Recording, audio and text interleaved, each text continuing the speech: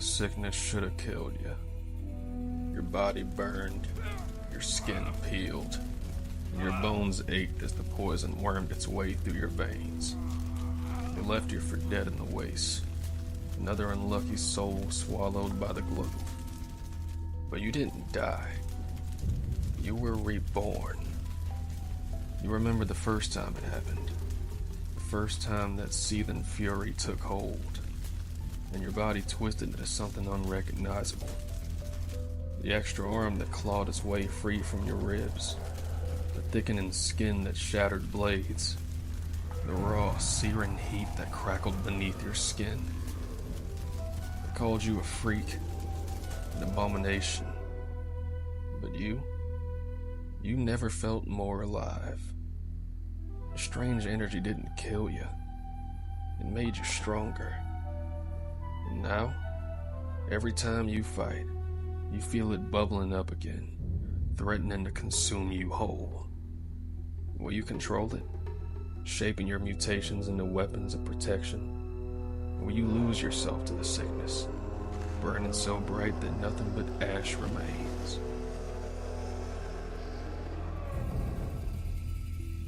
Hello, hello, and hello. I'm the S.O.C.K, aka Krusty Krab Pizza is the pizza for you and me, and I'm back at it with another episode of Dude Brew.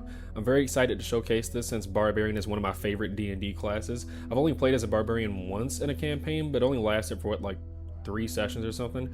Regardless, I love the flavor of a character in a world of magic and gods being able to fight through sheer willpower and ferocity, just being that guy. And yeah, like I just mentioned, I guess I just kind of spoiled myself. This time I'm going to be showcasing a Barbarian 5e subclass I made called the Rad-Rager, a subclass that blends your rage with radioactive abilities. There's going to be timestamps in the video like usual, but let's get started with what a Rad-Rager is.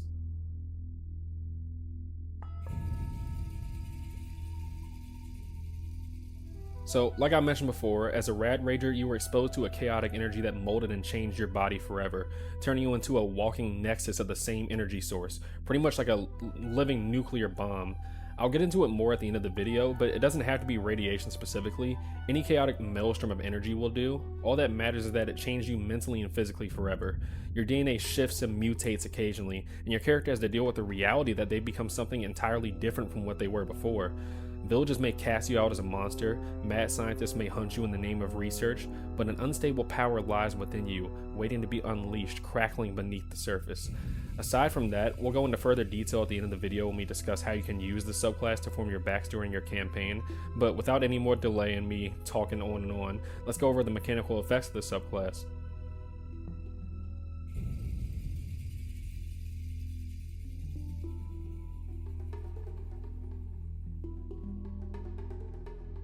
So getting into the first effect of this subclass, I know I did this with the Vesper Bloodline Sorcerer, but I kind of really dig this trait. Obviously it's inspired by the Shadow Sorcerer Bloodline with having a D6 table that essentially gives you a specific roleplay trait or a character quirk that makes your character a little bit unique. I just kind of dig that thought for a lot of subclasses and everything, so I'm pretty sure I'm just going to be using that for all the subclasses that I use. I feel like it gives your character kind of a little bit more flavor than just, oh, I have a level in this subclass, so it just gives me this combat ability. I like the sort of random effects that you can roll for, or you can choose a specific one that kind of aids towards the concept you have for your character.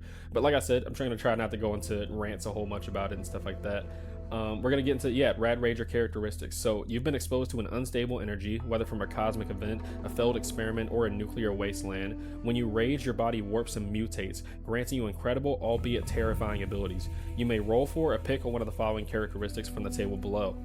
So it's a D6 like I said before, and we're just going to go quickly over each one. On a 1, your skin takes on a sickly green hue, rough and cracked like aged cement, exuding a faint steam when you rage. 2, occasionally you wake up with odd mutations, extra fingers, a patch of different colored hair, or an extra eye.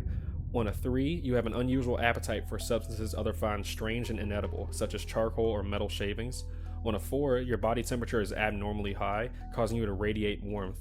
And on a 5, plants wither and die if you remain in close proximity to them for more than a day, leading to barren patches around your resting spots. And on a 6, your voice unpredictably changes in pitch and tone. One day it's gravelly and dry, and the next it's monstrous and booming. I already went on a rant before I kind of described this feature, but yeah, this is just kind of sell the sort of mutant vibe that you have and everything, and kind of give your character a little bit of unique sort of roleplay options and stuff. But getting to the first actual mechanical effect for this subclass is something you unlock at 3rd level called Living Reactor. So at 3rd level, your rage transforms you into a mutating force of chaos. You gain mutation points equal to your constitution modifier with a minimum of 1, which you can use while raging. You regain all expended mutation points after a long rest. If you start combat with no mutation points available, you regain 1 mutation point. You can spend mutation points as a part of entering a rage or as a bonus action on later turns to manifest one of the following mutations, which lasts until your rage ends. So the first option, these all cost 1 point, so I'm just not going to describe the point for each one. So the first mutation option is Extra Arm. You grow an additional arm, which can be used to wield a shield or a weapon with a light property. So that's like a dagger or like a scimitar, I think it has that. Additionally, this arm allows you to have an additional object interaction, with an example of opening a door or interacting with objects. You can also use this arm to reroll a missed melee attack using a reaction. You must use your light weapon with this attack. You don't add your ability modifiers to the damage roll of the rerolled attack. So this is just specifying that if you miss with the Great Axe, I'm not saying you reroll with the Great Axe, you can use a reaction if you miss with that Great Axe to slash with whatever light weapon you have in that additional arm. Next up is Irradiated Blood. Your blood glows with foul energy. When a creature within 5 feet of you hits you with a melee attack, they take poison or necrotic damage, your choice, equal to your proficiency bonus plus your constitution modifier. This only triggers once per turn per attacking creature. So the example I have here is if four zombies all hit you, they take the damage only once. So let's just say the amount of damage you're dealing is 5 poison damage. So it doesn't trigger multiple times per turn for those creatures. So let's say one of those creatures makes like 3 attacks. They would only take the damage once. So, but it does apply to multiple targets if multiple targets are hitting you. Next up is Elongated Limbs. Your limbs become contorted and disproportionate. You increase your reach and movement speed by 5 feet. If you take the dash action while this is active, you can move an extra 15 feet. Next up is Third Lung. You can take in more oxygen, allowing you greater athletic potential. You can dash as a bonus action. Additionally, your high and long jump distances are doubled. You can also hold your breath for an hour before needing to breathe.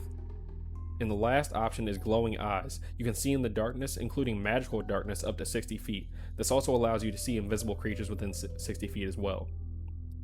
You can only have 1 active mutation at a time. At 10th level, you can maintain 2 at once, and at 14th level, 3 at once. So this is just kind of balancing the fact that, these are going to be very sort of beneficial abilities that you have and everything. So as you grow stronger with this class and everything, I'll describe that at the end when we talk about multi-classing. But the more levels you put into this, the more versatility you have and the amount of mutations that you have. Next up for the second 3rd level feature is called Nuclear Rage. Also at 3rd level, you gain resistance to poison and necrotic damage while raging. You can also use a bonus action to cause your chest to emit bright light in a 30-foot radius around you, emitting dim light for an additional 30 feet. You can deactivate this as a free action on your turn, so you do just become like a living torch and everything. This is a pretty simplistic sort of feature, but you are filled with radiation, so it makes sense that you would have resistance to poison and necrotic damage while you're raging and stuff. Next up is Mutated Biology. So starting at 6th level, you gain one of the following benefits. The first option you can choose is Rad Harden. You become immune to poison damage and the poison condition. The second option is Hyperactive Regeneration. If you are below half your hit point maximum at the end of your turn while raging, you regain hit points equal to your Constitution modifier. And the last one is Hulking Abomination. While raging, your size increases by 1 category, with the example being from medium size to large size. Your reach increases by 5 feet. You gain a 1d4 bonus to strength and constitution ability checks and saving throws. Next up for the 10th level feature is called Advanced Mutations. Beginning at 10th level, you unlock 3 additional mutation options when you rage. The first one is Chitinous Exoskeleton. These all cost 2 points, by the way, so I'm not going to list the cost for each one. Your skin hardens into a jagged armored carapace. While raging, you gain a damage reduction equal to your proficiency bonus against bludgeoning, piercing, and slashing damage. Additionally, your AC increases by 2 as long as you're not wearing heavy armor. The second option is Mutant Adrenal Glands, which is just adrenaline. Your body's mutated physiology floods you with unstable bursts of energy. When you take damage while raging, you can use your reaction to move up to half your movement speed without provoking opportunity attacks. Additionally, the first successful attack you make on your next turn after taking damage releases a burst of radiation. Both the triggering creature and the hostile creatures within 15 feet must make a Constitution save, with the DC being based off of the formula you see right here. On a failed saving throw, affected creatures are knocked prone and gain the poison condition, remaking the saving throw at the beginning of each of their turns. A creature can only suffer the effects of failing this once per minute. Next up is Glowing Core. The inside of your chest can glow even brighter. When you're targeted with an attack from a creature that requires sight within 15 feet of you, you can use your reaction to emit blinding light, imposing disadvantage on attack rolls against you until the end of your next turn. So the capstone feature for this subclass is called Meltdown Mode. At 14th level, you reach the peak of your mutation and can briefly enter an unstable state, causing your core to glow red hot. When you rage, you can choose to enter a meltdown mode, causing you to gain the following benefits. The first benefit is you gain 5 additional mutation points immediately. The second is you emit a 30-foot radiation aura. Hostile creatures that start their turn within this aura take poison or necrotic damage equal to half your barbarian level, rounded down. Your attacks ignore resistance to poison or necrotic damage. You also ignore a creature's immunity to the poison condition. And the last benefit is if you drop to 0 hit points while in meltdown mode, you can choose to release a radioactive explosion. All creatures within 15 feet of you must make a dexterity saving throw with the same formula as before. On a failed saving throw, affected creatures take 5d12 force damage and are poisoned for the next minute, remaking the saving throw at the end of their turns. On a successful saving throw, creatures only take half damage and suffer no additional effects. After your rage ends, you suffer 2 levels of exhaustion. So this is just literally you going nuclear, both literally and figuratively, as you start turning red, just kind of like Godzilla style when he absorbs a whole bunch of radiation and stuff. This is that same sort of vibe.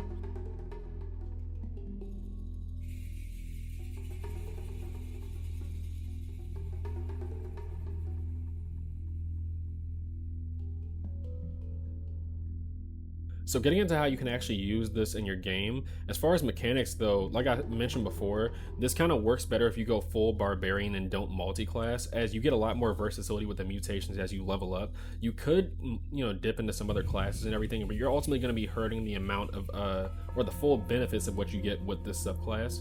But I could see a scenario where multi-classing into like an Eldritch Knight fighter might be interesting, with like a little bit of sort of, you can kind of gain spell casting, because like I said, it doesn't have to be radiation.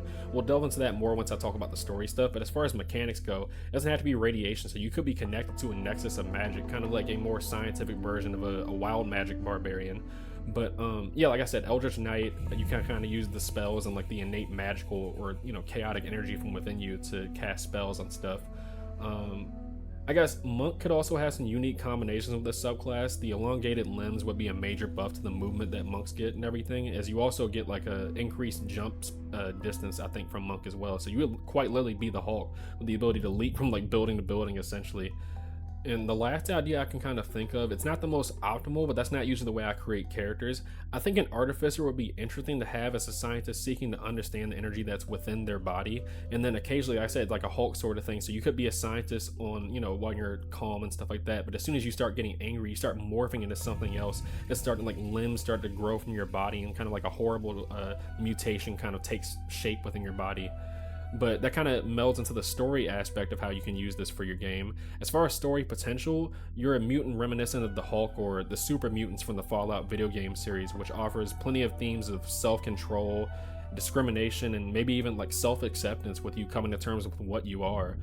You could be an experiment gone wrong or gone right, depending on the goal of the scientist. And kind of expanding upon that, now that I'm thinking about it, what if you were like being used as a test subject to test the effects of an unstable, unknown energy source, and it bonded with you, causing the facility to explode in flames and allowing you to escape? And now the physically scarred scientist, or scientist, if it's a group of scientists that did it to you, are searching for you in order to claim what they see as their scientific property. Maybe you were witness to a cult summoning forth a being of unknown power, and it bonded to your very being, leaving you to wonder what the true nature of what it is that's inside you. Or maybe if it's a post-apocalyptic setting and your character was left for dead in this wasteland, but you didn't wither away, you became something greater, and now you're seeking to just live a normal life, having to live with what you became and everything. And that kind of ties back into the self-acceptance thing, is maybe your barbarian likes the changes that they've gone through. Maybe you are like a super mutant sort of thing, where like it's an entire society of mutants that you kind of have to interact with. There's a lot of story potential depending on the setting of your game, and then kind of like creating entire story arcs within itself. But yeah, I hope you guys enjoyed this video. I hope you guys enjoyed the subclass. I had a lot of fun making it. I plan to be making a lot more sort of like class and subclasses as I get better at game design and stuff like that. But yeah, peace out, and hit that like, comment, and subscribe.